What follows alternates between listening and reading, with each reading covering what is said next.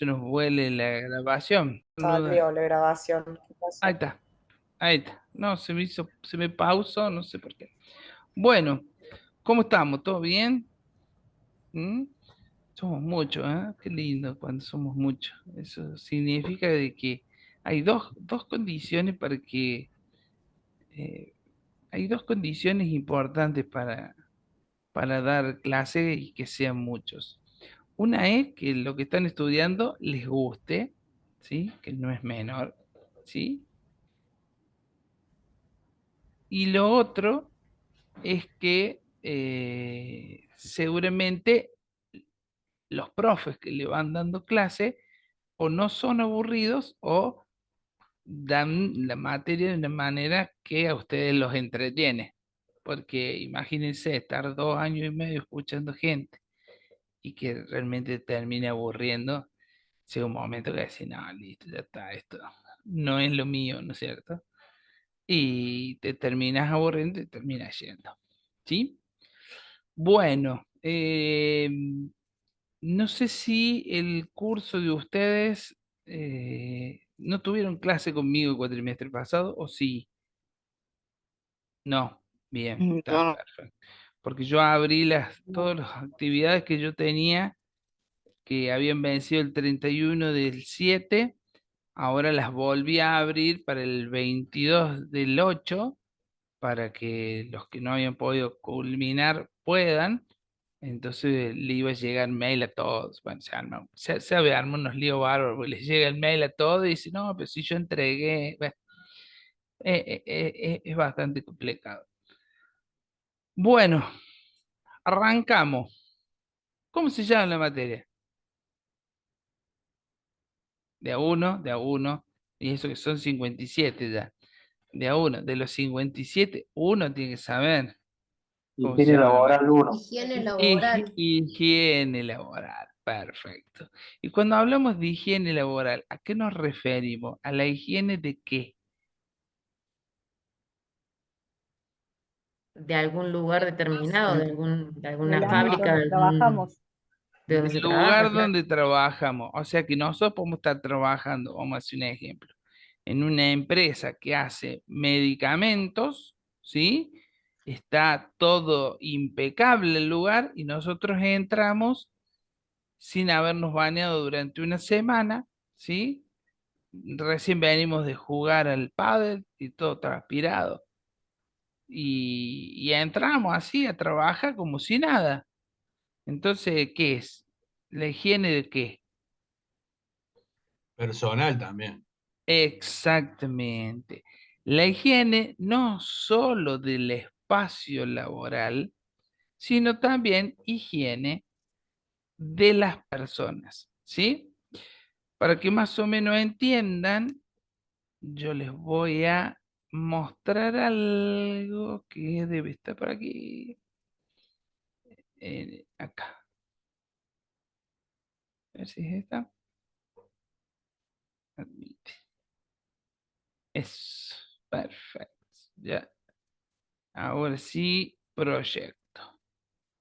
Proyectamos. Y ahí. Bueno, fíjese, nuestra materia se llama higiene laboral, ¿sí? Y básicamente los participantes pueden ver. Perfecto. Los contenidos que vamos a ver van a ser introducción a la higiene en el trabajo, que es lo que vamos a ver hoy. Higiene industrial, o sea, ya ahí enfocado principalmente a la higiene en la industria. Conceptualización y clasificación de las higienes industriales, ¿sí? Agentes de riesgo físico, biológicos, químicos, termohidrométricos. Relevamiento de esos agentes según la resolución y sus modificatorias, ¿sí? Y cuando hablamos de, de- de higiene, también podemos ser higienes físicas, biológicas, químicas, ¿sí? Entonces vamos a hablar de ruidos, propiedades físicas del ruido, propagación del sonido, umbrales auditivos, exposición al ruido, cálculos, ¿sí? Control del ruido, elementos de protección personal específico, vibraciones naturales de problema, análisis y control, mediciones, iluminación y color, niveles de iluminación, medición de niveles de iluminación, ¿sí? Y tablas de método de corrección. El color, clasificación, efectos fisiológicos, ¿sí? Y psicológicos, y los que son los instrumentos de medición. A ver, hay una ley, ¿saben que hay una ley, no es cierto? ¿Saben cuál es la ley de seguridad e higiene? 19.587. La 19. 19.500. 19.587. 87. ¿Y qué habla Exacto. la ley 19.587? A ver, ¿de qué habla? Mm. Y un poco de cómo debe cada persona, digamos, de adecuarse al trabajo que está haciendo, toda la parte, digamos, perdón, Sí, de, ah, mira. ¿cómo se dice? La protección que debe tener de acuerdo al lugar que está trabajando, porque hay distintos tipos de protecciones de acuerdo al lugar de trabajo. Bien, bien. ¿Qué hay en una ley? A ver, en la ley, ¿qué es lo que figura en una ley? Las condiciones que Por ejemplo, de Las trabajo. condiciones y las normativas, normas de generales. trabajo. Las condiciones y normativas generales. Después están los decretos reglamentarios o la reglamentación de la ley, que es la que nos dice cómo, ¿sí? Cómo se ejecuta esa ley, ¿sí? Y después están las resoluciones. Las resoluciones son los específicos, pueden estar condiciones específicas o métodos para las condiciones específicas, ¿sí? Por Bien. ejemplo, vamos a hablar. En el caso de las puestas a tierra, ¿sí? Está la resolución 9000. La resolución 9000 habla de cómo se tiene que medir la puesta a tierra y cuáles son las condiciones de medición de una puesta a tierra. Entonces, en la ley 19.587 figura de que todas las instalaciones tienen que tener una puesta a tierra. ¿Está bien? Y sí, tienen que tener una puesta a tierra. Y esa puesta a tierra tiene que garantizar la seguridad de las personas. ¿Se entiende eso? Sí, sí. Ahora, ¿cómo yo aseguro o cómo yo garantizo la seguridad de las personas? No lo dice la ley, lo dice la resolución 9000. ¿Se entiende? En la resolución 9000, ahí dice cómo se tiene que hacer la medición para poder obtener el valor necesario o los valores necesarios para cada condición. Por ejemplo, los pararrayos tienen que tener una puesta a tierra que no supere los 5 ohm. ¿Está bien? ¿Saben lo que son los ohm? Sí, sí. Es cuando No, uno profe. está muy estresado, se sienta así cruzando las piernas, ¿sí? Y se siente que dice, Es la No, ese ohm resistencia. no, ese ohm no, ese ohm no, ese otro tipo de ohm. ¿Qué es el ohm? ¿Qué miden los ohm? A ver, Elisa, ¿qué Potencia. mide? ¿Qué significa que algo tiene 5 ohm? Que tiene un estrés bajo, me dice Elisa. No, ni idea, profe. Ni idea, bien, a ver. Emiliano, ¿qué La significa? resistencia. Paola La es esa, resistencia. Yo. Paola. Paola Polo, ¿vos tenés algo que ver con el polo que está en EPEC, en En Córdoba? Belville somos de mayoría los polos, Sí, en seguro. Belleville también, hay un polo en Belleville y hay un polo en Córdoba también. Hay polos por Sí, no, todos lados. por todos lados. No, Espero que creo sean que no todos somos polos varios. positivos, digo. Totalmente, sí, recién logro entrar. Mira, voy por Sí, la vi que ruta y estabas voy a entrar. renegando, vi que estabas renegando. Yo te admitía, pero vos sabés que tenías una pendiente, un acceso pendiente que no se caía, digamos. Entonces, Ah, por eso ¿viste? no podías entrar. Yo te Falta de había conexión. dado, ok, el primer acceso, no entrabas y después pediste otro, te di de nuevo el ok y hasta que no se cayó el anterior no te dejo entrar. No, pues se pudo, ¿viste? Ahora Está bien, paré, digo, bueno, hasta que no me conecte no sigo porque si no me pierdo todo. está bien. O sea que sos de los polos de Belleville, digamos. De los polos de Belleville, sí, Está somos bien, 5 o 6 siempre en EPEC. está bien, sí, sí. A ver, Elina. También Elina es polo, mira. No la había visto. También es pariente de Lina, sí, sí, Sí, Está debe somos ser. bien. medias primas lejanas. Elina, ¿qué son 5? A ver. No, yo estoy igual que Elisa, profe. Bien, bien. Ustedes saben que hay 3 magnitudes fundamentales en la electricidad. ¿Las conocen? Sí, sí, Bien, ahí No, está profe. Francisco. Ahí está Francisco. la Sí, recién. sí, ahí ya está. Ya Ah, está. bueno. Con eso ya vos me dijiste que sí. Mariano, ¿sí o no? La respuesta. Con la cabeza me alcanza. Yo sí, de dos, profe. ¿Vos Me falta conocés dos? A el ver, contame las dos que conocés, a ver. digo yo, no sé, me parece que kilowatt y vatios, ¿puede ser?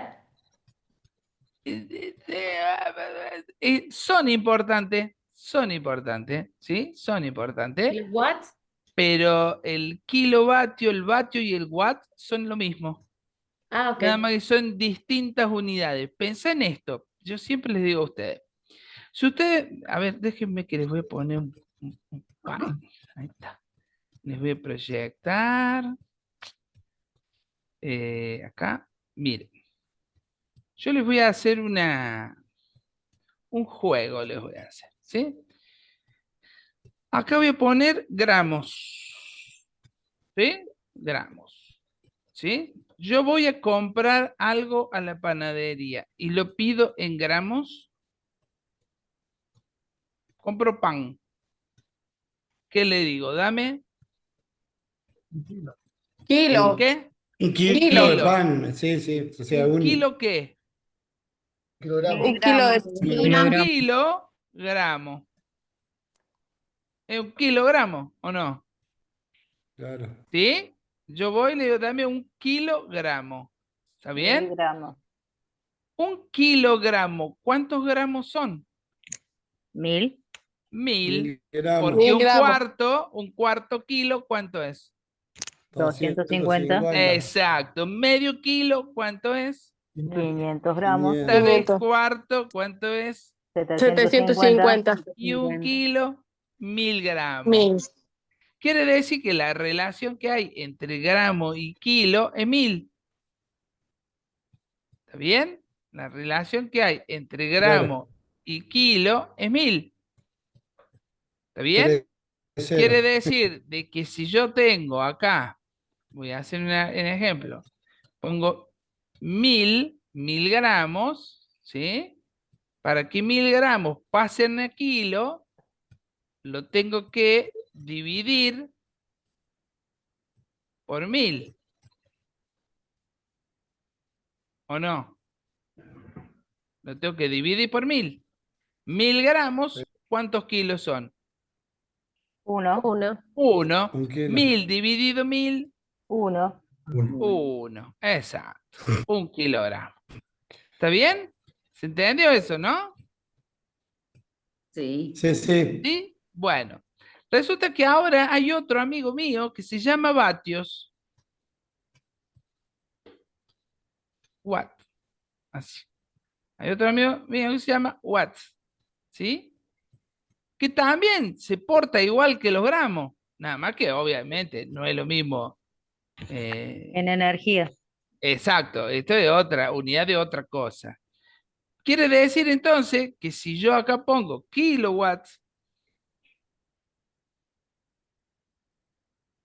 1000 watts son 1 kilowatt. exacto, genial, totalmente entendido, ¿o no? ¿Sí? ¿Se Sí, pero entendió? Sí, Entonces profe. ahora, Sí, sí. cuando decimos ¿Qué unidades conocemos? Y conocemos el watts. ¿Cuál otro conocemos? Ampere. Ampere. Muy bien. Acaba de meter el dedo en el enchufe, Lucía. ¿Sos? Sí, ¿Lucía? sí, sí, Bien. sí. Ampere. Muy bien, Lucía. Los amperes tienen una particularidad, ¿sí? Que no se habla de kiloampere, se habla de miliampere. Para que ustedes tengan una idea, ¿saben con cuánta corriente podemos matar a una persona? O no, no vamos a hacer así, estamos sonando medio talibán. ¿Con cuánta corriente el corazón deja de funcionar, Anaí? Con muy No lo poco. sé, pero con muy poquita una descarga eléctrica en un nodo debe ser bastante jodido. Por eso los desfibriladores no los recomiendan que estén descalibrados. Exacto, es muy poquita corriente. Imagínense que un marcapaso tiene que una Puede pilita ser con un amper. No, con un amper lo liquidamos, sí, sí, con un amper lo Claro. vamos a liquidar. ¿Sí? Hola, buenas tardes. Hola. Creo que la variación era entre 50 y 80 miliamperes. Ah, ahí Isaiah tiró una unidad nueva, chico. A ver, ¿cómo es Isaiah? ¿Se llama? Sí, ¿cómo le va? Me parece que Miliamper. sí, el parámetro era ese, entre 60 más cercano a 80. Era entre esos dos números, me parece que era el parámetro.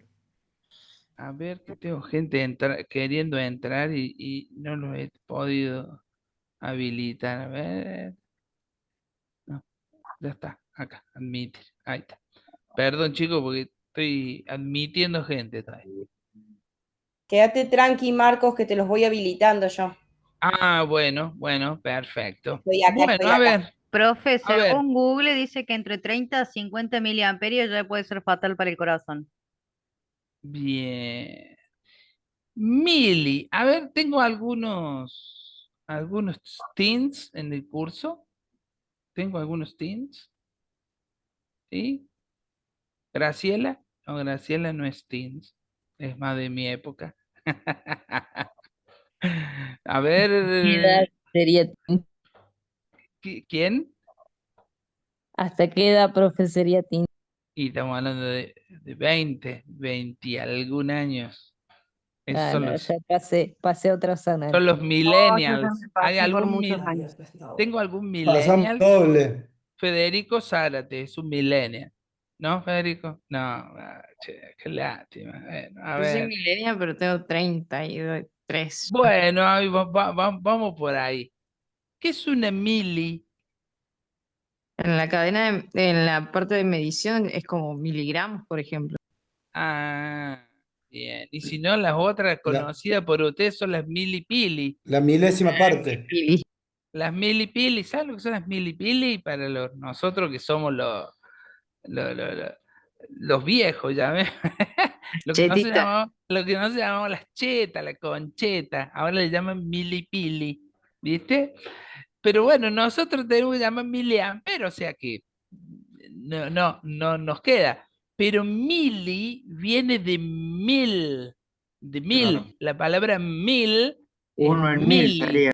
Es la milésima parte. Exactamente, es la milésima parte. Quiere decir entonces que para que la ampere pase, para que la ampere pase para allá, o sea, un ampere, ¿cuántos miliamperes van a ser? Hay que correrle Mil. 3-0. Hay que ¿Qué correr hago? ceros para la izquierda. Espere. La palabra mili viene de mil, o sea que acá voy a poner 1000. ¿Está bien? Ahí pongo 1000. ¿Están seguros de eso? ¿Sí? Ahora, ¿qué hago? ¿Lo multiplico o lo divido? Multiplico. Bien. Fíjese. Si voy de acá para allá, divido por 1000. ¿Se entiende? Divido por 1000. Si voy de acá para allá, multiplico. Bueno, esto es lo mismo, miren. de acá para allá, divido, de acá para allá, multiplico. Siempre por 1000. ¿Está bien lo que estoy enseñando? ¿Se entiende? Bueno, ¿saben con cuánta corriente el corazón empieza a fallar? Con 30 miliamperes. Con 30 miliamperes el corazón ¡tuc! Falla. ¿Sí? Quiere decir de que la protección que yo tengo que tener en la instalación no debería dejar que la persona tenga una descarga mayor a ¿cuánto? A 30 miliamperios. A 30 miliamperes, claro. Porque si deja pasar más, ¿qué pasa? Y lo mata. ¿O no? Nos vemos del otro lado. Exacto, te vas a tocar la arpa allá arriba de las nubes. ¿Sí? Entonces, fíjense qué es lo que hemos entendido. Que de watts para kilowatts lo tengo que dividir por 1000. ¿Sí? Y de ampere a miliampere lo tengo que dividir por 1000. ¿Se entiende? Pero la pregunta mía, fíjese cómo vamos derivando. La pregunta mía es cuáles son las 3 unidades fundamentales que tienen el enchufe de su casa. Corriente. Tenemos neutro, fase. Solamente corriente, Tensión. tensión. Bueno, tensión, ahí está. Le pregunto entonces ahora a Elina, que no me contestó recién, a ver ahora, ¿qué tensión o qué voltaje tiene el enchufe de tu casa? 220, 230. Sí, Gracias, 220. Isaías. Gracias, Isaías. Te salvaste, Elina. Te salvaste. Gracias, Isaías. Bien. 220 voltios. Exactamente. ¿Y cuántos cables llegan a tu casa, Elina? Isaías, déjala responder. ¿Cuántos? ¿Cuántos cables baja EPEC en tu casa? ¿Dos? 2, exactamente. Uno es la fase, que es la que tiene el Y otro voltaje, neutro. y el otro es el neutro. Más o menos para que ustedes lo entiendan, ¿sí? Les voy a explicar qué es el voltaje. Estamos haciendo un repasito así, bastante sencillito, diría. Para que ustedes entiendan, si yo tengo un tanque de agua, ¿sí? Que está a una altura determinada del suelo, porque todos los tanques de agua tienen que estar altos, porque si no, no baja el agua, ¿o sí? ¿Sí o no? No, Y no, tiene presión. le ponen el tanque de agua en el suelo y piensa que habría caído y va a salir agua, ni cerca va a pasar. Bueno, cisterna. y agarro, bajo un caño acá, ¿sí? Y acá le pongo una canillita. Soy bueno para dibujar, ¿no? Soy picante. ¿Sí? Acá tengo un montón de gotitas, ¿ven? Las voy a dibujar celeste, así que más linda. ¿Sí? Acá está lleno de gotitas de agua, ¿sí? Lleno, un montón de gotitas de agua. Cada gotita de agua esa, ¿sí? La puedo considerar como si fuera un electrón, ¿sí? Como si fuera un electrón. Entonces, esas gotitas, cuando yo abro la canilla, ¿por dónde? ¿Qué empieza a pasar por acá? ¿Empieza a qué? A generar una corriente de flujo. Exacto, empieza a haber una corriente de agua, ¿o no? Exacto. Esa corriente de agua, es corriente, digamos, de gotitas de agua. En el caso de la electricidad la conocemos como corriente ¿qué? Eléctrica. Eléctrica, exacto. Quiere decir de que para que esto bajara, había que tener una diferencia acá, de altura, ¿o no? Esa diferencia se conoce en electricidad como diferencia de potencial. Diferencia de potencial. ¿Sí? Diferencia de potencial, o también llamada con la unidad de voltaje. Si no hay esa diferencia de potencial, nadie va a empujar a los electrones a que se muevan. ¿Se entiende lo que digo? ¿Quién podría Sí, sí. empujar a los electrones a moverse si no hay diferencia de potencial? O sea, si yo tengo dos cables neutros, ¿hay diferencia de potencial entre los dos cables? No. No, profe. No, no. Entonces yo enchufo el heladero y no arranca. ¿Se Porque entiende? no tiene circuito. Porque nadie empuja la Resistencia. corriente. Nadie la empuja la corriente. Cuando empieza a circular la corriente, ¿con qué se encuentra? Con una resistencia Con una al flujo, resistencia que se opone a qué? La resistencia. Se al opone paso de la corriente. al paso de la corriente. Entonces, ¿cuáles son las tres magnitudes fundamentales? Voltaje, intensidad y resistencia. Exacto. Y la resistencia se mide en ohm. El voltaje en volt y la corriente En amperio. en ampere. Genial. ¿Sí? Genial. ¿Hasta ahí estamos o no? Muy bien. ¿Sí?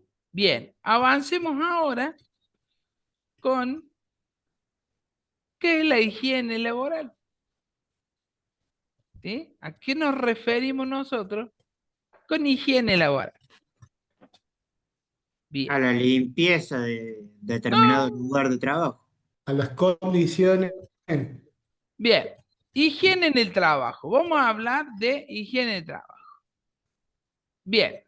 Lo objetivo de esta clase es entender qué es la higiene en el trabajo, reconocer la importancia para la salud y la seguridad y en identificar las buenas prácticas diarias. ¿Ya? Esa es la idea de esta introducción, ¿sí?, a la clase de hoy. Entonces, para eso, tenemos que entender qué es la higiene en el trabajo. ¿Qué es la higiene en el trabajo? A ver, ¿quién se anima a decirme con sus palabras qué es la higiene en el trabajo?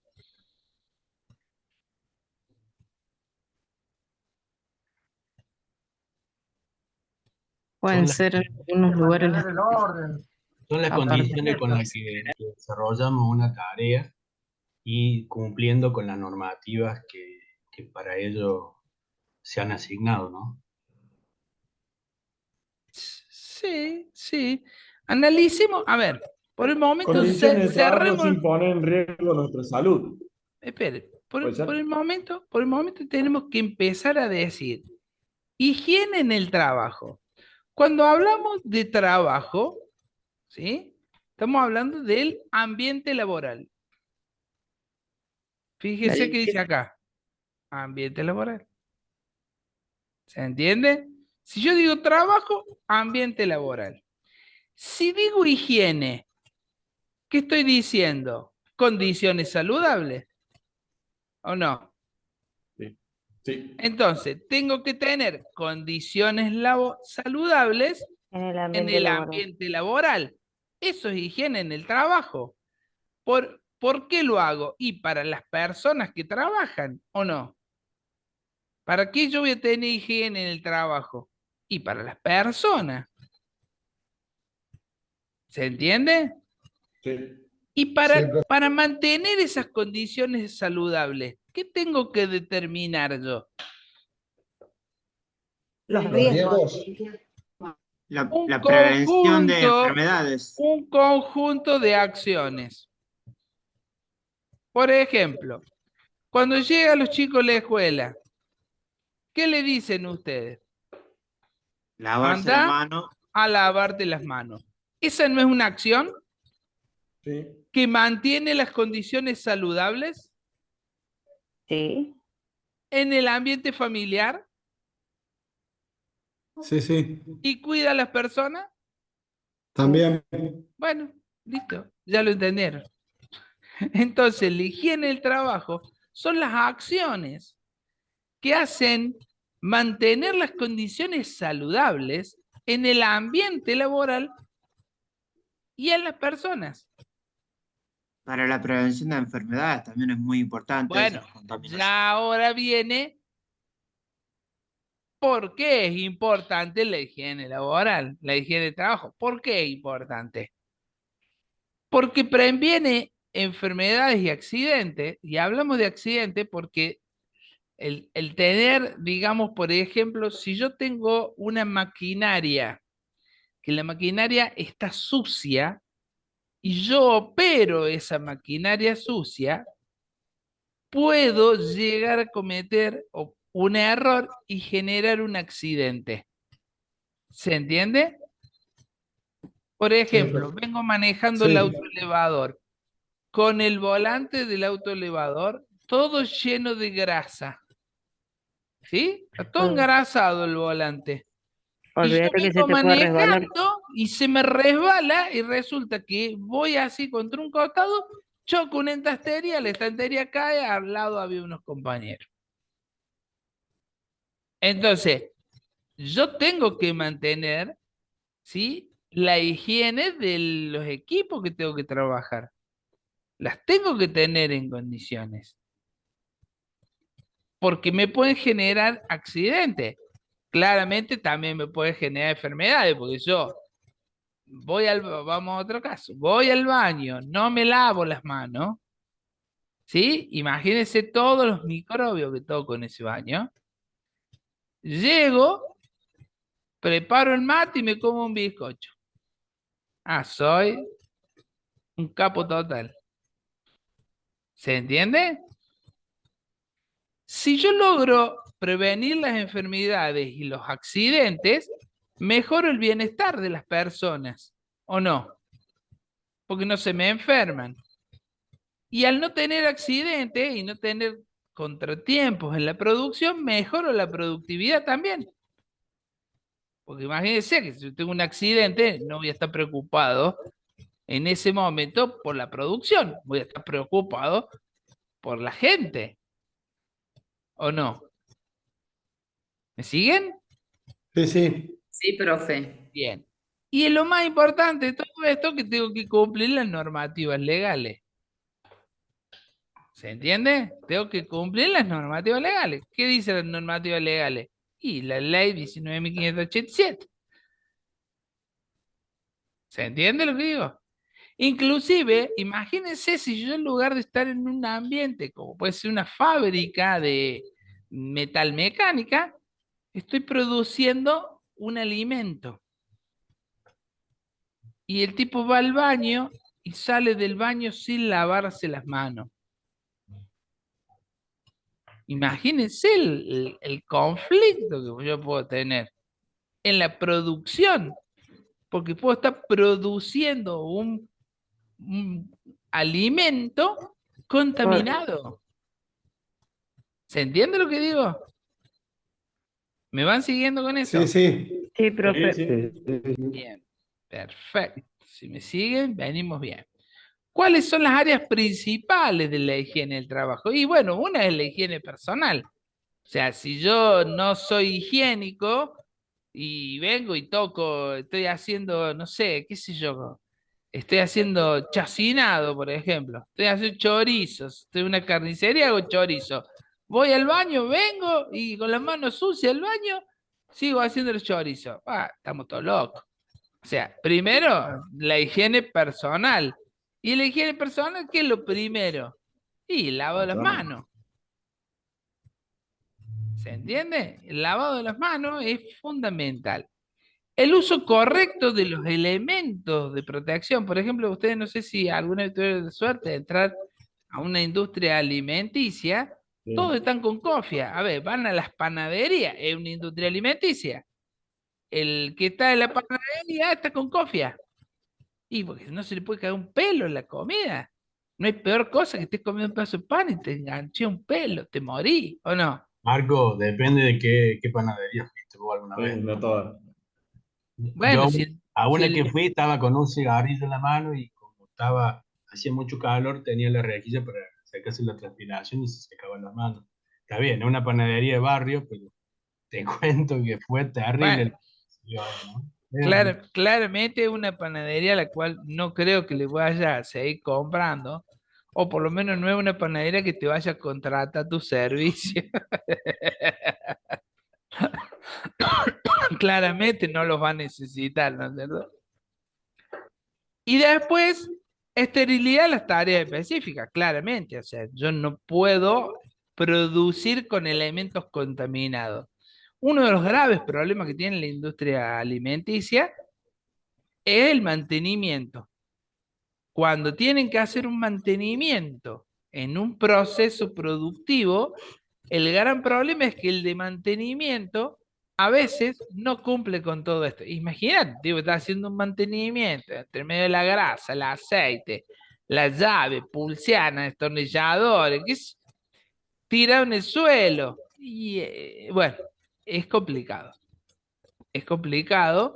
Entonces hay que mantener una esterilidad en las tareas específicas. Es por eso que cuando se hacen mantenimientos en la industria alimenticia, después del mantenimiento se hace una esterilización, porque consideran que el de mantenimiento no tuvo demasiado cuidado. Y si los tuvo, puede que haya pasado algo, como por ejemplo, derrame de aceite, caída de grasa, ¿sí? Que claramente hace de que el elemento para la producción no esté en condiciones. Entonces se hace una esterilización. ¿Sí? Sí, pero Seguimos. Bueno, espero que no se me estén aburriendo tanto, porque es bastante... Bueno, Está bueno, está bueno. no es aburrida, pero bueno, yo hablo solo yo. Marco, qué bueno lo último que dijiste, porque es la forma que tiene la empresa de asegurarse de no tener ningún problema, porque está Claro. previniendo algún problema que pudiera tener. Por esto que vos decís que por si se le pasó algo, pero es decir, gasta un dinero, pero lo que podés gastar si esto sale, si no haces la prevención, te puede salir, te puede costar hasta La quizá producción completa de un días. prestigio y todo, ¿no? O sea, Sí, sí, sí, sí. Sí, sí. Por ejemplo, yo conozco, en Villa María estaba Nestlé, la fábrica que hacía el secado, la leche en polvo, la leche nido. Ya no está más la fábrica, ya la vendieron, ahora la tiene otra gente. Y uno de los temas más complicados que tenía la Nestlé en su momento era el tema de las palomas. ¿Sí? Entonces, imagínense que si llegaba a caer una S de la paloma en el medio del túnel de secado, chao, tenían que tirar toda la producción. Toda la producción. Bueno, creo que entró el doctor Yaches en el grupo. ¿Puede ser? Doctor, ¿está online? Hola, estimado ingeniero. ¿Cómo le ¿Cómo va? anda usted, doctor? ¿Todo bien? Bien. ¿Qué Sí, cuenta? bien. Miren, si es sobre higiene, acá tiene un experto en higiene, porque él tiene Marcos tiene un laboratorio bioquímico, ¿sí? En una clínica muy importante de Villa María, y si es por higiene, bueno, él puede hablar largo y tendido de lo que es higiene. Sobre todo, imagínense los procesos bioquímicos, si tiene una falla en la higiene y te da cualquier cosa los resultados, ¿sí? ¿Cómo andas, Marco? ¿Todo bien? Bien, bien, Axel. Acá andamos. Corriendo como siempre, ¿no es cierto? Siempre, sí. Está No bien. vamos a perder la costumbre nosotros. Sí, nacimos para eso, debemos haber Nacimos por eso. nacido arriba de un Fórmula 1, ¿no? Así que bueno. Bueno, chicos, los dejo con Marcos, ¿sí? Porque vos tenés que irte unos 10 minutitos antes hoy, me dijiste. Sí, más o menos. Sí, Así que, por unos martes vamos a hacer así, entro yo un ratito antes y cortamos un ratito antes. bueno, chicos, los dejo con Dale. el mejor profe de física de la Universidad Nacional de Villa María. Gracias, Marquito. Un Gracias, abrazo. profe. Chao, Saludos. nos vemos por cimiento. Gracias. Chao, Chao, profe. Marco. Muchas gracias. ¿Sube el material? Sí, el material va a estar subido al aula virtual. Quédense tranquilos. Gracias. Nada. te Chao, pedimos chao. Marco y recibimos otro Marco. Gracias. Sí, no, no. Acá o te llamas Marcos, o Sí te o llamas no. Mauro, o te llamas Juan. O sea, somos muy cerrados con los Sí, nombres. sí, ya veo. Somos, Únicamente Marco, los profes, nada más. Sí, somos un grupo selecto con M. claro, ¿viste? Dios los hace y el viento los amontona por nombre a nosotros. Chao. Chao, nos vemos. Chao. ¿Cómo andan, chicos? Buenas tardes. Buenas tardes. Bueno, hay Hola, como, profe, buenas tardes. Hola, Marcos. como les dijo Marcos, por unos martes, hasta que logre acomodar un poquitito el horario, voy a entrar 10 minutos antes y cortar 10, 15 minutitos antes, por una cuestión de logística nada más. Así que bueno, por eso fue de introducción un poquito más temprano al espacio curricular. Así que bueno, voy a poner en presentación, así ya empezamos con el tema de hoy. Déjenme un ratitín.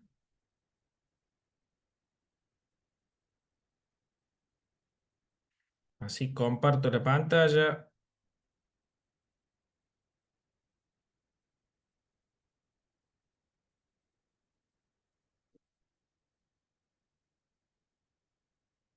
¿Se ve algo? Sí, Sí, profe. Sí, profe, se ve profe. bien. profe, Sí, se sí. ve. Espectáculo. Bueno, voy a poner puntero. Bien, bueno, como primer tema, y lo vamos a hacer un poco dinámico, yo voy a ir explicando algunos conceptos. Creo que la mayoría lo saben, pero bueno, es como para darle un marco y enmarcarlos un poquito en las definiciones. Vamos a hablar de mediciones y errores, muy general, muy por encima, pero por lo menos con eso nosotros tenemos un pantallazo general de lo que es los principios fundamentales y algo de teoría de errores. Algo, no tanto, pero sí algo como para manejarnos dentro de la física, ¿sí? Bien. ¿Por qué es importante medir? ¿Se acuerdan que en la clase pasada yo les dije que la física es una ciencia dura? Es una ciencia que necesitamos demostrarla experimentalmente. O sea, si no tenemos una demostración experimental y cuantificamos esa experimentación, ese fenómeno, le damos alguna magnitud, es muy difícil poder avalar las leyes fundamentales de la física. Entonces, dentro de la física hay una rama que es la metrología, que no es más que la ciencia que estudia lo que tiene que ver con las mediciones y le termina dando un sustento bastante importante. Esperen que quiere alguien entrar a la sala. Ahí está. Le termina dando un sustento bastante importante, ¿sí? a lo que es el modelo o el método científico. Y el método científico no es más aquel método que avala todas las leyes y los conceptos que están incluidos dentro de la física. Bien, dentro de esta metodología, nosotros tenemos que definir lo que es la medición, ¿sí? Y creo que algo había hablado rápidamente y lo traigo de nuevo a la conversación. Medición no es más que comparar una magnitud física contra otra que ya está referenciada, ¿sí? Esto es, a modo de ejemplo, yo les voy a dar este ejemplo. Digo, eh, voy a agarrar un centímetro y voy a medir un metro. Bien, ¿quién me dice que el centímetro realmente mide un metro? Bueno, mi medición es medir X cantidad de veces o tantas cantidades de veces un metro determinado, ¿sí? Ahora, ¿quién me lo dice cuánto mide ese metro? Bueno, una medida estándar o una unidad estándar, ¿sí? Nosotros ya la tenemos estandarizada y hay una forma después de poder referenciarnos siempre esa unidad estandarizada. Entonces, vuelvo a repetir, la magnitud física es la medida. Dentro de la física, cada fenómeno o cada fundamento tiene una magnitud física que la describe y esa magnitud física tiene una unidad, ¿sí? Una medida dada, ¿sí? Y esa la vamos a comparar contra esa unidad estándar o alguna referencia en la cual nosotros estemos trabajando. Obviamente que al hacer una medición, ¿sí? Nosotros le estamos dando una propiedad, y escuchen bien esto, porque acá lo dice, una propiedad cuantitativa, ¿sí? A la observación cualitativa que estoy viendo, ¿sí? Y esto fue avanzando a lo largo de la historia, obviamente, la medición fue avanzando a lo largo de la historia. Hace 400, 500 años atrás, hablaban en la vieja Europa, hablaban de mediciones de pulgares, ¿sí? O una pulgada. Y en realidad lo que hacía era referenciar cuántas unidades de dedo podíamos medir una determinada cosa. Y ahí era aleatorio, o sea, si venía alguien con una mano así pequeña, bueno, lo referenciamos a un pulgar, y si venía alguien con una mano más grande, lo referenciamos a esa mano más grande. Entonces la pulgada obviamente después se estandarizó, ni dudarlo, hubo un acuerdo entre todos los científicos, 500, 600, 1000 años atrás, lo que sea, o el pie, la legua, todas esas unidades de medidas, fueron referenciadas justamente a la medida de algo que lo vemos habitualmente y lo podemos comparar. Entonces, técnicamente una medida, no sé si me van siguiendo, no es más que una comparación de una cosa contra otra y asignarle a esa comparación una magnitud cuantitativa, o sea, la estamos cuantificando, le estamos dando un valor numérico, preciso y comparable, obviamente, entre sí. Ahora, esa precisión y esa comparación fue avanzando, ¿sí? Obviamente debido a la metrología, a valores actuales, donde hoy intentamos en las mediciones ser preciso, ¿sí? Y poder compararnos, ¿sí? Contra esa referencia o contra esa patrona estándar o secundario, que lo vamos a ver un poquito más adelante. Así que bueno, entendieron un poquito el concepto de medición y lo que es una magnitud física. Sí, Perfecto. Sí, Sí, sí. sí. Espera un ratito, que no sé por qué no me cambia. Ahí está. Bueno, obviamente que esta medición, como creo que se los dije recién, así a modo general, lo que termina haciendo es una validación de la hipótesis, ¿sí? Es una validación del método científico. eh, Tanto en la física como en la química, como en todas las derivadas de las ciencias duras, digo, las ciencias en la cual eh, somos cientólogos, por decirlo de algún modo. Necesitamos generar una hipótesis, necesitamos validarla, necesitamos diseñar un experimento que compruebe en una primera instancia esa hipótesis y necesitamos comparar resultados para llegar a una conclusión. Bueno, justamente siempre en un método científico lo que observamos no lo podemos medir una sola vez, ¿sí? Es lógico pensar que el ser humano puede equivocarse y es lógico pensar que la medición conlleva un error. Doy un ejemplo. Si yo tengo que esperar que caiga un rayo, ¿sí? Y quiero... Denme un segundito.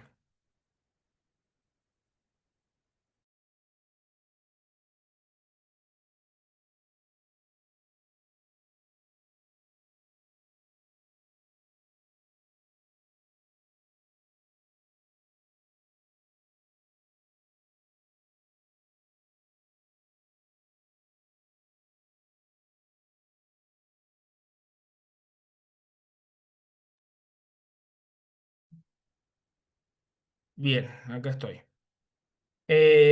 Lo que le decía yo es, por ejemplo, miren, voy a dar un hipotético caso de si yo quisiera observar, no sé, en tormentas, la frecuencia por la cual caen rayos. Y bueno, no todas las tormentas tienen la misma cantidad de frecuencia y no todas voy a observarlas del mismo modo. Entonces, evidentemente ahí yo ya tengo un sesgo de lo que me estoy planteando y de lo que estoy observando. Digo, cuando digo sesgo, digo tengo una diferencia en la medición. Entonces, si yo lo hago una sola vez al experimento y cayó un solo rayo, yo no puedo concluir en todas las tormentas cae un solo rayo. No sé si me entienden a lo que voy. Normalmente uno debemos hacer un montón de mediciones consecutivas o un montón de mediciones en ese experimento hasta obtener, ¿sí? Más o menos una estandarización, ¿sí? O una normalización de la medida. Bueno, eso lo valida el método científico, ¿sí? Normalmente nosotros no lo hacemos, ¿sí?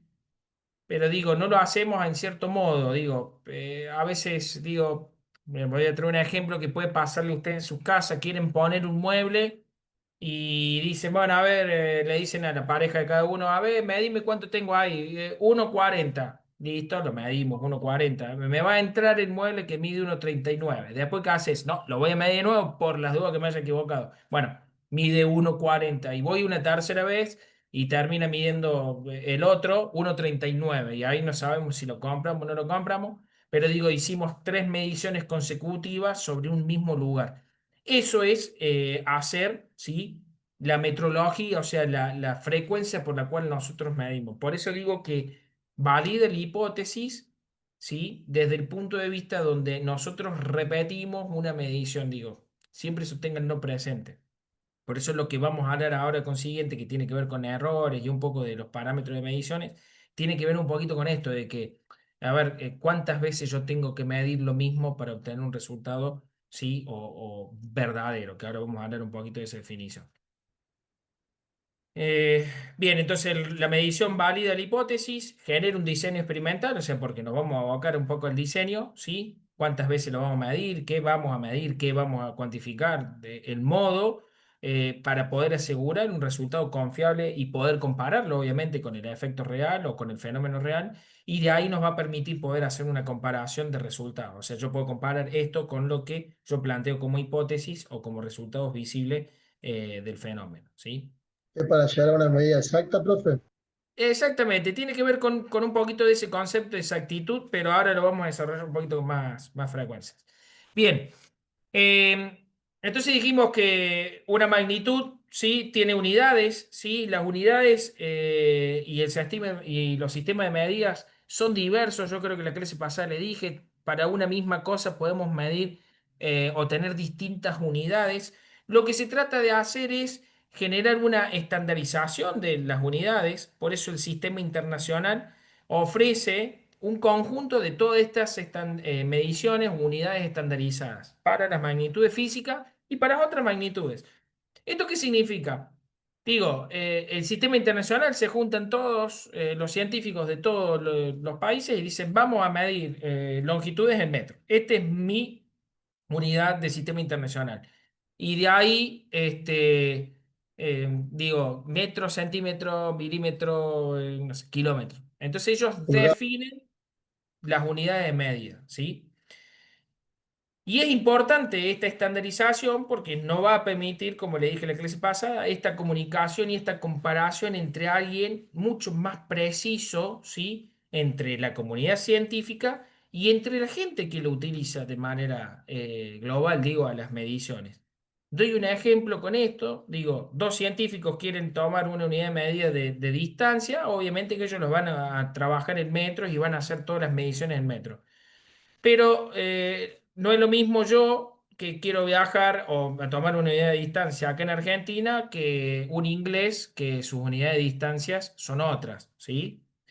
Entonces, obviamente, yo le voy a decir, me tengo que ir, no sé, a Córdoba, que hay 150 kilómetros, y seguramente allá en Inglaterra me van a decir, no, me tengo que ir a un lugar que es en la misma distancia nuestra, pero me van a decir, hay 300 millas. Entonces, digo, es difícil ahí la comunicación entre dos personas porque obviamente nos genera un poco de duda. Para esto, ahí estoy leyendo lo que van poniendo, evidentemente hay tablas de equivalencia, uno hace el intercambio de unidades y el pasaje de unidades. Eso se utiliza mucho en la física para hacer ejercicios y para estar un poco mecanizado y al momento de resolver un problema, cómo hacer un pasaje de unidades o una tabla comparativa. Pero lo importante de todo esto es que en la estandarización nosotros nos vamos a referenciar, ¿cierto? La representación de física de esa unidad de medida está estandarizado. ¿Y esto qué significa? Que para definir, por ejemplo, las longitudes en estas unidades internacionales, tenemos un patrón internacional, tanto para el metro, para el volumen, que es un litro, para la densidad, que es un gramo litro, para la temperatura, para un montón de otros parámetros, hay una definición, ¿sí? De dónde se proviene y hay un patrón internacional. Doy el ejemplo para que después ustedes busquen. El caso de un metro es una barra de iridio que está guardada en el Museo de Ciencia y Tecnología, me parece que es en Francia, donde esa barra de iridio pesa exactamente 1 kilo y tiene una longitud exacta de un metro con una precisión, ¿sí? O con un error, después ya vamos a hablar un poquito de eso, de 0,0001 milímetro de diferencia. Entonces, esa barra que está estandarizada y que ya fue referenciada, o sea, como un patrón internacional, es nuestro patrón estándar o patrones internacionales. De ahí, un montón de empresas o un montón de científicos empiezan a utilizar patrones primarios que en vez de agarrar esa barra y sacarla y llevarla cada uno a un laboratorio, se pide permiso, va, se ingresa y se lleva, no sé, doy un ejemplo, una barra de aluminio donde la van a comparar y van a llevarse esa unidad de medida a 1 metro. Esos son patrones primarios que están referenciados a un patrón secundario y obviamente que de ahí podemos seguir una cadena a patrones secundarios que van a estar referenciados a los patrones primarios y un patrón de trabajo es lo que nosotros utilizamos diariamente. Eso es en condiciones ISO. P. Moreira, no sé quién es. ¿Dónde estás? Ahora que no te veo. Acá estoy. Para que no sé cómo, para que... No, preguntaba si la barra de iridio mide 1 metro con ese error, con esa Sí, precisión, en condiciones normales de presión y temperatura, que son las condiciones ISO, digamos sí, a cero altitud y creo, no sé si son 24 grados o 20 grados, no sé cuáles son tal esas. cual. Yo te nombré, por eso te preguntaba a qué hacía referencia ISO. Yo nombré dos condiciones. Hay un montón de condiciones que la definen, ¿sí? Sí, Ni dudarlo, porque si cambio la temperatura, va a cambiar la longitud, indudablemente, y si cambio la presión en la que se ejerce esa barra, va a cambiar también, ¿sí? Son no, propiedades, creo que no sé si se le expliqué, la materia tiene propiedades deformativas, ¿sí? En este caso, debido a estas variables, tanto presión, temperatura, ¿sí? y, Los sólidos, los líquidos y los gases pueden deformarse, obviamente que en mayor o menor medida, pero se deforman, y eso hace que tenga un cambio en su medición.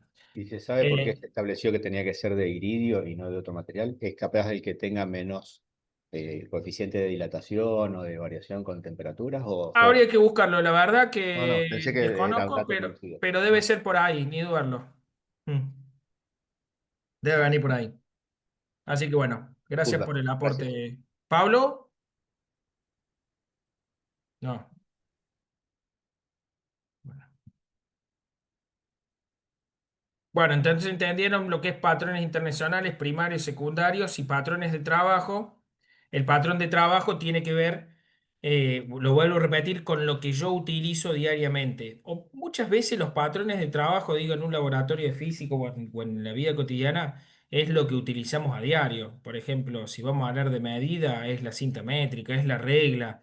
Mira lo que está referenciado, un sistema de calibración y lo que usamos diariamente, ¿sí?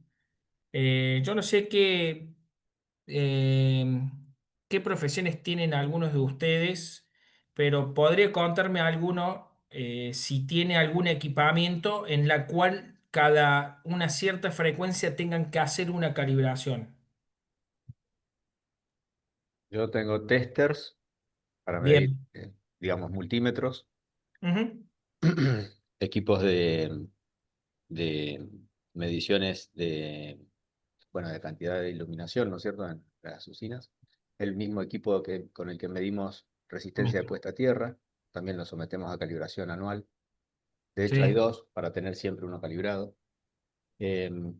Los torquímetros, para hacer un mantenimiento de clase mundial en los motores, se Ujú, hacen, siempre hay dos torquímetros de cada una de los rangos que usamos para tener ujú. siempre uno calibrado. Bueno, eso últimamente se ha vuelto un poquito caro, así que, pero bueno, tratamos de mantenerlo de esa manera. Torquímetros para medir fuerza de apriete de los bulones de los equipos de los motores, Ujú. los multímetros y bueno, equipos de mediciones especiales como puede ser el telurímetro, algunos analizadores de energía, Bien. eh, en fin, nada. Y siempre de los tres instrumentos multímetros que tenemos en la usina, siempre uno, y cada año es distinto, se envía a certificar. Entonces siempre tenemos uno con el certificado vigente, otro Ujú. con el certificado de hace un año y otro con el certificado de hace 2 años. El Muy sistema de bien. gestión de nuestra compañía nos exige esos instrumentos críticos todos los años certificarlos. Muy bien. Felicitaciones, Moreira. La verdad que así se debe trabajar. Exactamente, tal cual. Perdón, ¿dónde es eso? ¿En una empresa de electricidad? Bueno, yo trabajo en una generadora de electricidad en la ciudad de Belville. Ah, La planta bien. que tiene electricidad en Belville. Perfecto. Vos pensá lo siguiente, que en un multímetro, si lo tenés descalibrado, y mirá lo que te digo, calibrado, ustedes lo mandan seguramente, si están normalizados o la empresa está con certificaciones, lo deben mandar a alguien que tenga alguna referencia a patrones secundarios. Digo, Sí. vos pensás que si vos lo tenés descalibrado, en la medición de entrega de energía o de potencia con el coeficiente phi, pequeñas descalibraciones, pero te digo, en un error que esté rondando el 1%, el 2%, a la empresa en la suma de todos le puede costar un montón de plata. O Sí, sea de que, hecho nosotros ayer tuvimos una generación importante, toda la usina en servicio, y notábamos que había máquinas que tenían de pronto mayor despacho, cantidad de potencia activa y algunas inclusive algunos desbalances en la reactiva. Y nos dimos cuenta que había una falta de calibración que no entendemos todavía por qué en los medidores internos de las máquinas. Entonces, por lo menos ajustamos los valores de tensión, que es lo único que podíamos hacer porque no teníamos ayer el instrumento para medir corrientes. Estamos hablando de corrientes que superan los 1300 amperes por fase. Entonces, solamente con ajustar las tensiones no podíamos hacer mucho más. La frecuencia la lleva el sistema, así que nosotros somos muy chiquitos, eso casi no se ajusta. Vamos a seguir al sistema, pero solamente con ajustar las tensiones que estaban midiendo las máquinas, cada una de las máquinas, los controles se estabilizaron y el reparto mejoró tanto en potencia activa como de reactiva. Entonces, todas las máquinas quedaron ecualizadas, bastante parejas. pero ni dudarlo, ni dudarlo. Fíjate lo importante que es una medición. Y bueno, ustedes lo hacen cotidianamente, pero en esto de hacerlo cotidianamente aplicado a un trabajo, digo, lo podemos llevar a cualquier ámbito. Digo, la medición tiene una gran utilidad.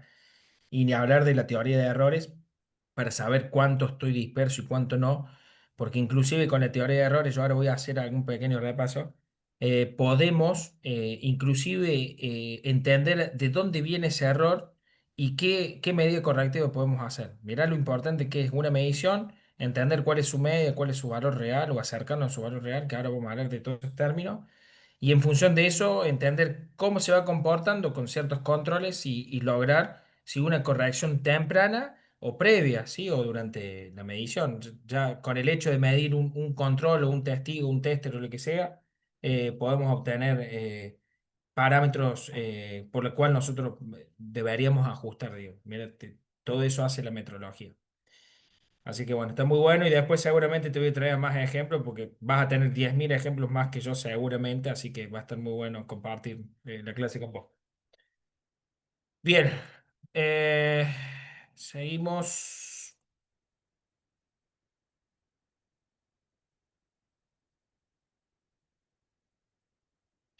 Bien, hasta ahora hicimos el concepto, bueno, ahí me adelanté un poquito en la filmina, no me acuerdo que estaba acá, hasta ahí hicimos un concepto de introducción de lo que es medir algo y cómo yo me puedo referenciar a esa medida y qué unidad puedo utilizar. Eh, pero, por ejemplo, yo para poder siempre referenciarme, cada vez que me voy a comparar con alguien que está con mejor referencia, estoy introduciendo, sí, un error, ¿sí? En esa trazabilidad de la medición, ¿sí? Entonces, fíjense ahí al costado de la izquierda, ¿sí? Tenemos el patrón de referencia internacional. Por ejemplo, este es un ejemplo de masa, ¿sí?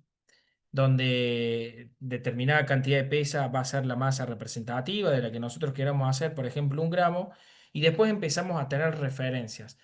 Las referencias externas, sí, es una referencia normalizada al patrón internacional. Eh, hay un instituto, en el caso de la masa está en Alemania, donde toma la medida de el prototipo o la estandarización de 1 gramo y lo pone como patrones de referencia, ¿sí? Y no es el patrón de referencia internacional el cual está basada la unidad estándar, es un patrón, es una copia de ese patrón donde prácticamente el error es ínfimo y no está en el orden, como están viendo acá, perdón, acá, 0,01 miligramos. O sea, es casi 0,00001 en miligramos, por ejemplo. Después, cada país, ¿sí? Normalmente cada país, y eso después lo va a distribuir a los sistemas en la cual hagan corrección, en nuestro caso es IRAM, compra referencias nacionales con respecto a distintas normativas, ya sea de volumen, de masa, de longitud, de lo que sea. ¿Y por qué? Porque esas referencias nacionales que están dadas en la IRAM pasan a tener unas referencias secundarias que son las que se comercializan y después las que llegan a un laboratorio y se comparan en mediciones de un laboratorio. Entonces, a grandes rasgos, lo que yo quiero que vean ustedes es cómo cuando yo voy descendiendo en esto de la referencia internacional a una referencia externa y a los patrones nacionales, secundarios y a una unidad de trabajo que sería un laboratorio o inclusive, como le pasaba a su compañero que recién hablaba, que es la medición dentro de una empresa, nosotros les vamos adquiriendo un error, ¿sí? De manera que cada vez que estemos trabajando en un equipo, fíjense, nos estamos relacionando a una unidad mucho más grande de error. Entonces ahora vamos a tratar de entender qué significa eso de la palabra error. El error o la definición general de error, hay muchas definiciones, me quedo con esta, donde yo voy a definir el error como la diferencia, ¿sí? Cuando digo diferencia es la resta entre el valor medido y el valor real de una magnitud.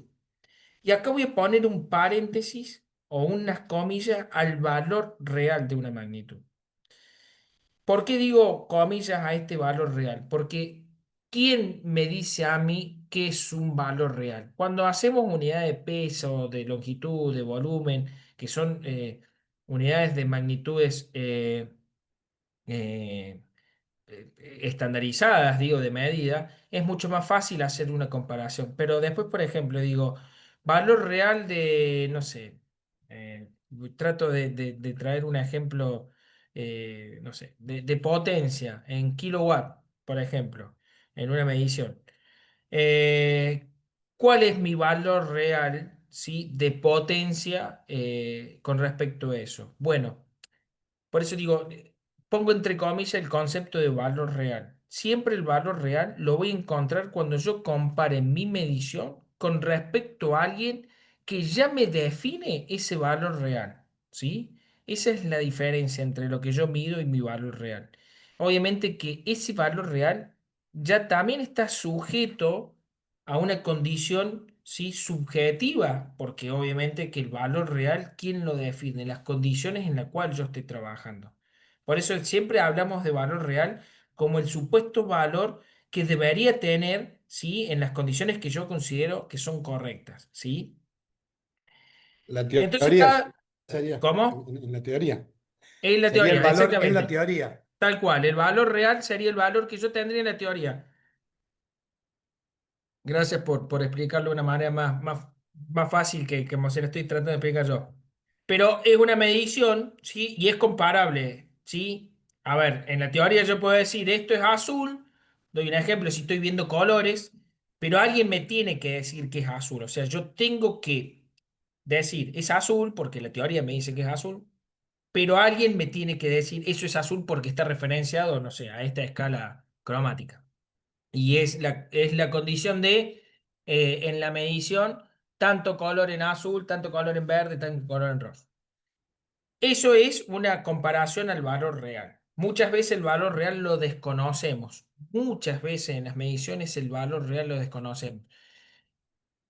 Por ejemplo, en el caso mío en la bioquímica es muy difícil encontrar el valor real. Doy un ejemplo. En la glucemia, digo, medir la glucosa en un paciente es la glucosa que tiene ese paciente y, y es su valor. Y es su valor real también. ¿Por qué? Porque ese paciente seguramente tiene un valor distinto a su padre, a su madre, a su hermano, a sus hijos, en las mismas condiciones. Entonces, lo que nosotros tenemos que hacer es encontrar, ¿sí?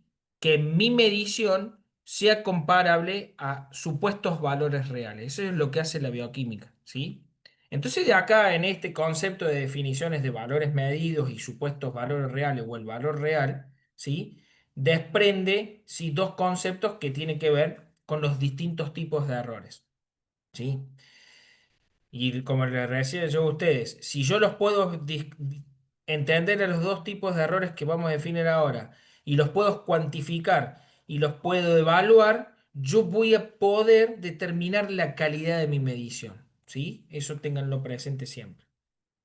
Bien, ¿cómo se clasifican los errores? Existen dos tipos de errores, ¿sí? Aquellos errores que se llaman errores aleatorios, lo dice la palabra, son errores que son impredecibles, van a variar entre una medición y otra, ¿sí? No sabemos de dónde vienen, ¿sí? Pueden ser por causa del operador, pueden ser por causa del equipo, Pueden tener un comportamiento un día, al segundo día pueden tener otro comportamiento, pueden ir variando, por eso son aleatorios. Aparecen cuando algo está midiéndome de una manera incorrecta y yo no me puedo dar cuenta a no ser que haga un análisis de datos, ¿sí? Y después están los errores sistemáticos, que son errores constantes. Es predecible. O sea, cuando digo constante es porque todos los días tengo el mismo error asociado a la medición. O sea, me voy a estar corriendo de mi supuesto valor real, ¿sí? Y lo puedo predecir, ¿sí? Un ejemplo, una balanza que no esté calibrada en su cero y me esté dando una diferencia en mi cero, evidentemente voy a estar midiendo por defecto o por exceso todas las mediciones que haga yo en ese día, al día siguiente, al otro día y al otro día y así sucesivamente, ¿sí? Por eso, los errores sistemáticos van a verse afectados, ¿sí? En la exactitud de esa medición, mientras que los errores aleatorios van a verse afectados en la precisión de esos resultados. ¿Alguien puede decirme qué significa precisión y exactitud? Así a grandes rasgos, ¿o qué creen ustedes que significa? Precisión puede ser algo. Espere que quede.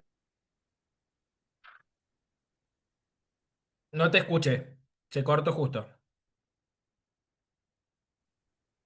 Exactitud puede ser algo completamente exacto, profe. O sea, así que justo da en la tecla. Bien.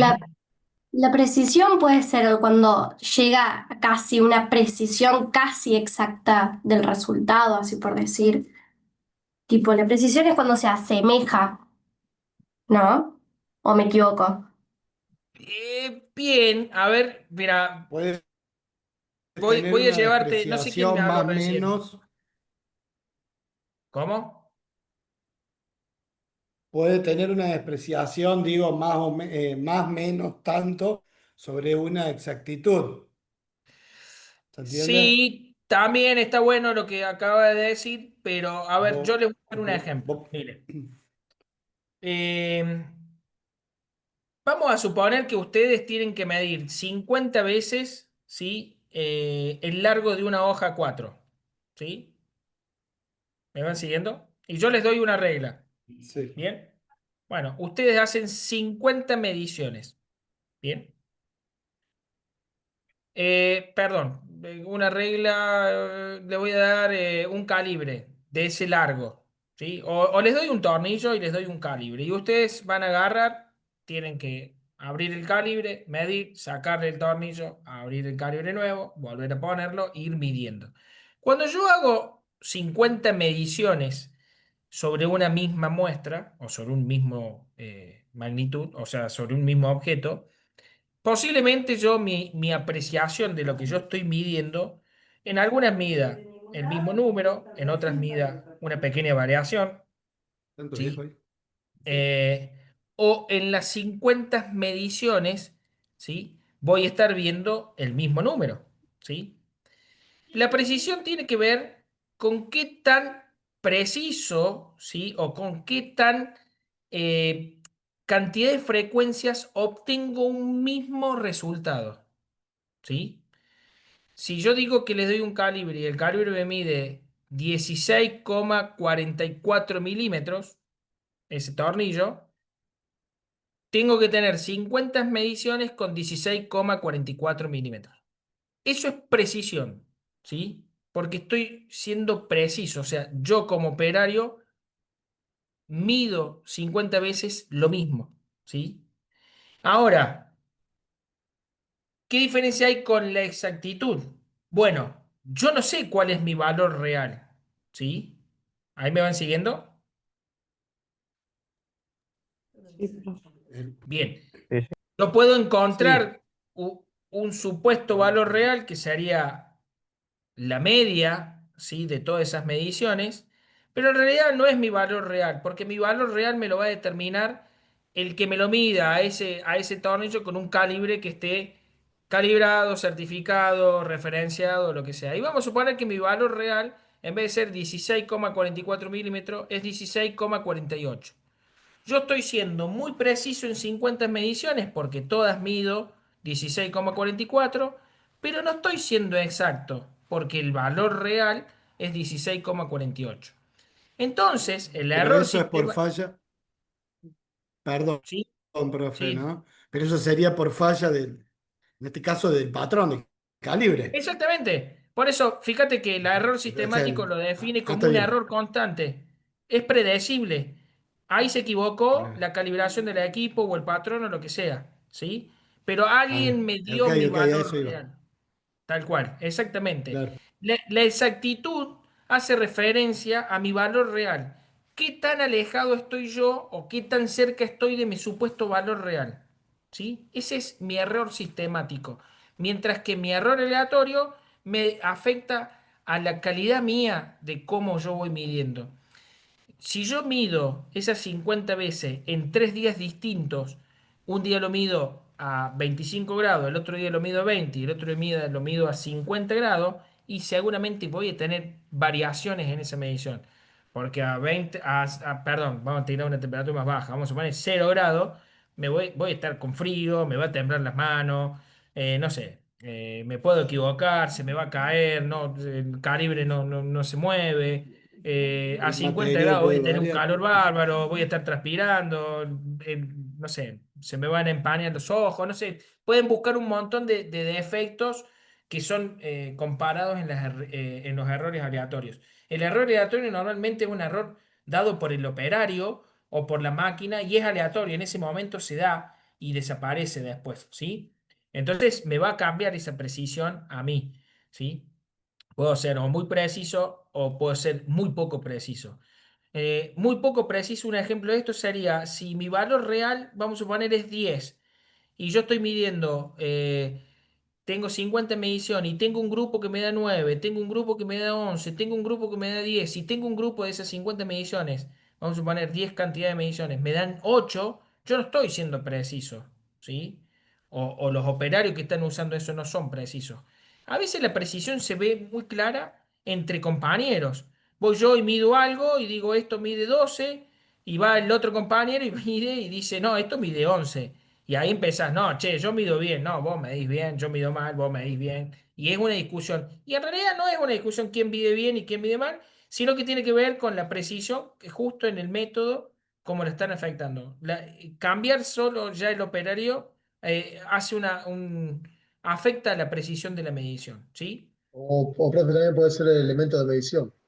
Ni dudarlo y ni dudarlo si tenés elementos de mediciones distintos entre sí. Entonces, la precisión, fíjese en cómo yo le estoy aportando un montón de ruido a la medida y bueno, está, no está. Si yo cambio el instrumento de medición, seguramente voy a mejorar la precisión. Si yo cambio las condiciones, qué sé yo. Bueno, ¿cómo mejoro ese error aleatorio? Es una gran ventaja que yo tengo. El error aleatorio que, que es tan impredecible y que va variando en cada medición, lo puedo mejorar. ¿Cómo lo mejoro? Estandarizando la medida. Y cuando digo estandarizando la medida, creo que algo de su compañero lo dijo. Bueno, primero, para estandarizar, qué sé yo, la medida de potencia, de corriente, como decía él, tengo que tener un multímetro calibrado, con menos de 6 meses de efecto.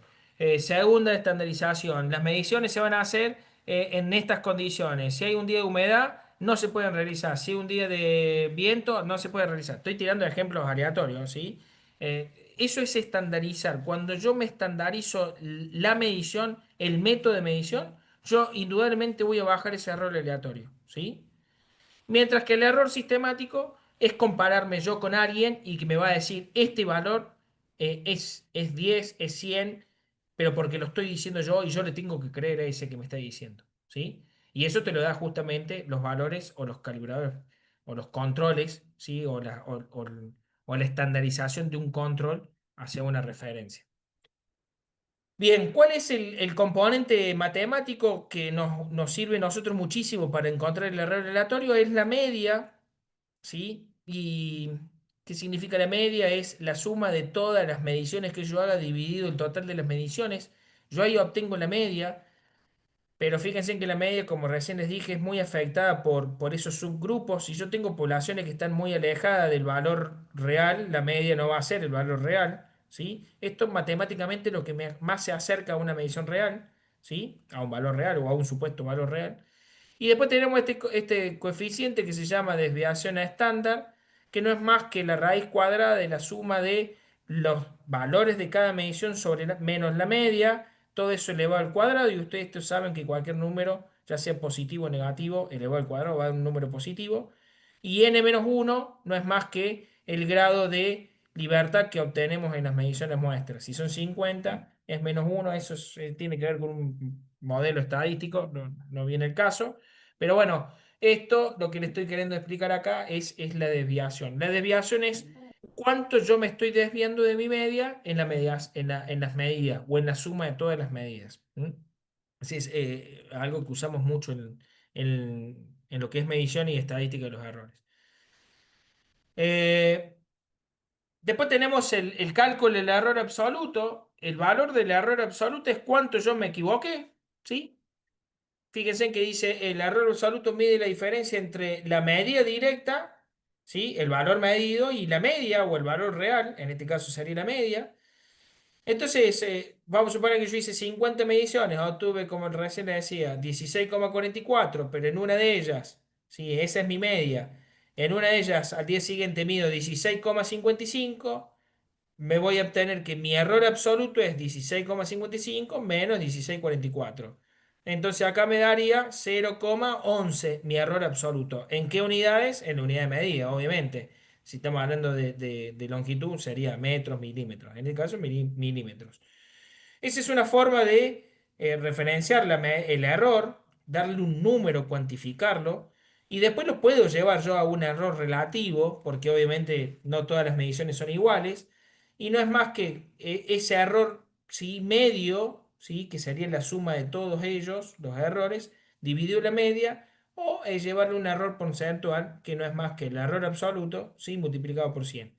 Esa es una forma general, no viene el caso, yo se lo estoy poniendo, pero está bueno entender que yo puedo sumar los errores. Acá aparece Gauss con dos teorías, teoría del error, o la primera ley de errores y la segunda ley de errores, y lo único que dice acá Gauss es que la suma de todos los errores tiene que ser igual a cero, o cercana a cero. ¿Eso qué significa? Que yo mido tanta cantidad de veces, en una me equivoqué para un lado, en otra me equivoqué para el otro lado, en otra no me equivoqué. La suma de todos esos errores, que serían estos errores absolutos, tiene que ser igual a cero. Eso es lo que habla de teoría de Gauss. Y la otra es que siempre mi valor medio, o sea, mi medio, mi valor real, está asociada, ¿sí? A un más menos un error, ¿sí? Medio, o la suma de todos los errores. ¿Y esto qué significa? Es darle a mi medida límites, ¿sí? Un límite por encima y un límite por abajo. Melanie, ¿qué no estás entendiendo? Vuelvo de nuevo. Yo estoy para explicarles, así que si hay algo que no entendiste, frenamos y lo explicamos.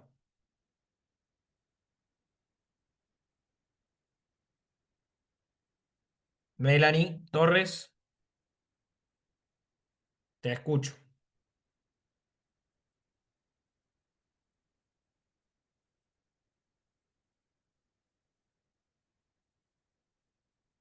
Ah, bueno, no puedes hablar. Después vamos a hacer uno, la clase que viene, Melanie, vamos a hacer uno apenas entres para que vos entiendas lo que es error y media, ¿sí? Vuelvo a repasar esta parte. La media, ¿sí? Que es este simbolito que es una X con una rayita arriba, es la suma de todas las mediciones dividido, ¿sí? La cantidad de mediciones. El ejemplo que yo les di recién, si hice Sería el promedio, 50 profe. mediciones. ¿Cómo? Sería el decirle, promedio, sería el el promedio promedio. de toda la sumatoria. Es un promedio, tal cual. Pero en Está nuestro bien. caso, como es un modelo estadístico, le decimos la media, ¿sí? Claro, ¿Estamos? claro. Es el Sí, sí. promedio. Pero como ustedes saben, el promedio se ve afectado por los valores extremos. Doy un ejemplo. Si yo tengo 10 billetes de 1.000 pesos, ¿sí? Y de repente sumo, no sé, 5 billetes de... No, no lo voy a dar con el ejemplo de los billetes porque queda muy tosco. Pero digo, vamos con las mediciones. Si tengo 10 mediciones en un valor de 10 y después tengo 3 mediciones en un valor de 9 y 3 mediciones en un valor de 11, si yo hago la suma de todo ello y lo divido por 16, mi media va a ser cerca de 10, porque tengo un gran grupo cerca de 10. Pero ahora si yo tengo un gran grupo de 10 mediciones, y también tengo 10 mediciones en 8, ya mi media no va a ser 10. Seguramente mi media va a ser 9. ¿Sí? ¿Por qué? Porque tengo dos grandes grupos de mediciones divididos. ¿Sí? Eso es lo que dice la media y lo que dice el promedio. Se ven muy afectados por las mediciones extremas. ¿Sí? Por eso, ¿cómo yo puedo entender si esas mediciones extremas o esos puntos extremos los puedo considerar o no? Le aplico esta ecuación que se llama desviación estándar. Y me pongo un tope, ¿sí? Este es un número que me dice que va entre 0 y 1 y yo me puedo poner un tope en la desviación estándar. No puedo decir yo, bueno, no me quiero desviar más de tanto valor. Entendiendo esto de lo que es error en la media, ¿sí? Yo puedo definir ahora el error absoluto, que no es más que la diferencia entre la medida que hago yo y ese promedio o esa media, ¿sí? Tanto el error absoluto es una unidad de medida, va a estar en la misma unidad de medida, pero también lo puedo llevar a un error relativo. Cuando digo relativo es porque lo puedo expresar como una fracción o como un porcentaje, ¿sí? Fíjense en que este error es el error medio, que sería la suma de todos los errores dividido la cantidad de errores, dividido el promedio. Eso es el error medio, ¿sí? Y el error relativo no es más que esa fracción o eso multiplicado por 100. Ese es a modo de ejemplo, nada más. Después lo vamos a ver con un ejercicio, quédense tranquilos. Le iba a dar yo una guía con 2 ejercicios para que ustedes los resuelvan, pero vamos a hacer uno y después les dejo una guía para que ustedes lo hagan. Y lo que quería llegar yo a esto es que una medición, esta X significa lo que yo medí. Le pongo una letra, porque no puedo darle un ejemplo numérico. Le pongo una letra, vamos a poner 10 metros. Bueno, si yo tengo que medir tantas cantidades de veces, voy a encontrar cuál es mi valor real. Vamos a suponer que es 10,1, ¿sí? Esa es mi media. Y entendiendo todas las mediciones que yo hice, puedo encontrar cuál es mi error medio. O sea, este es mi media o mi valor real y este es mi error medio. Y vamos a suponer que mi error medio es 0,1 metro.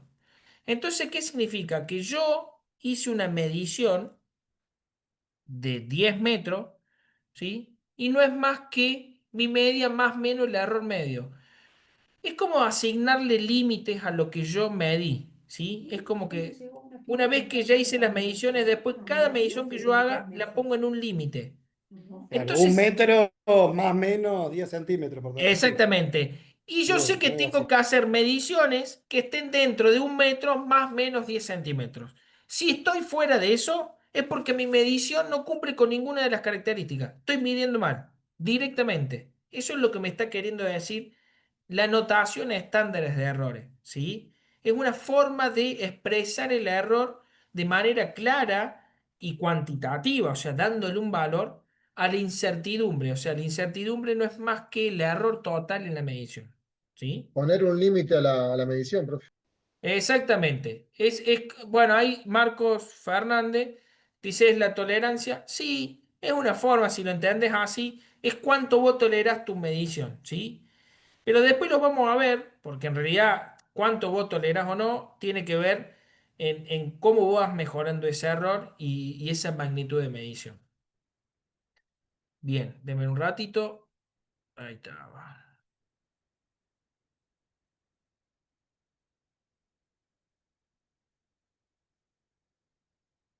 Bueno, los dejo ahí porque después lo que seguía tiene que ver un poquito con el desarrollo de estos errores.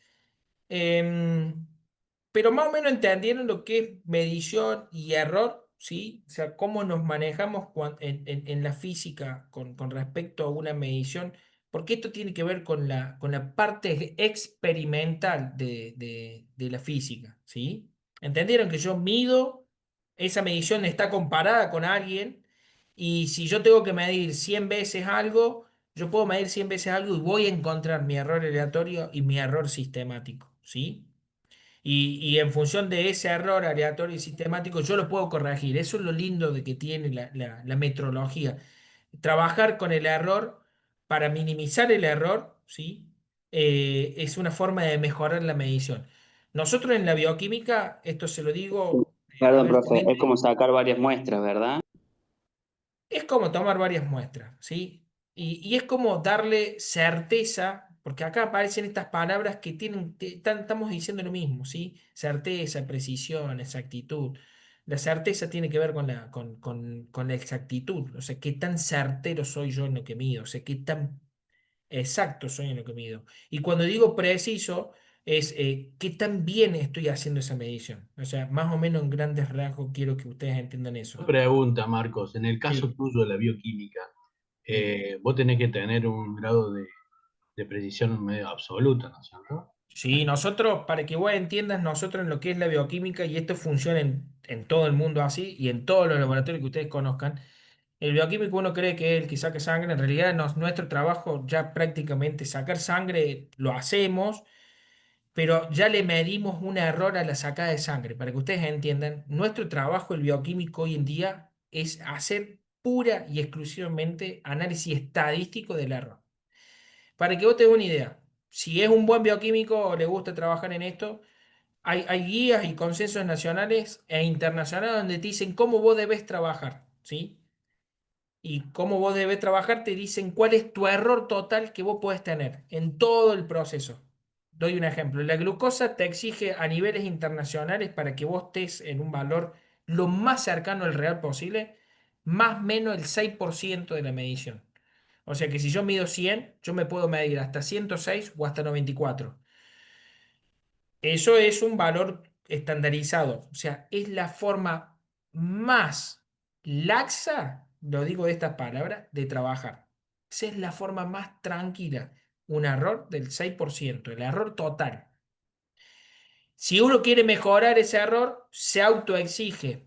Autoexigirse es estandarizar aún más los procesos, estandarizar aún más las mediciones, o sea, estandarizar la técnica y las mediciones.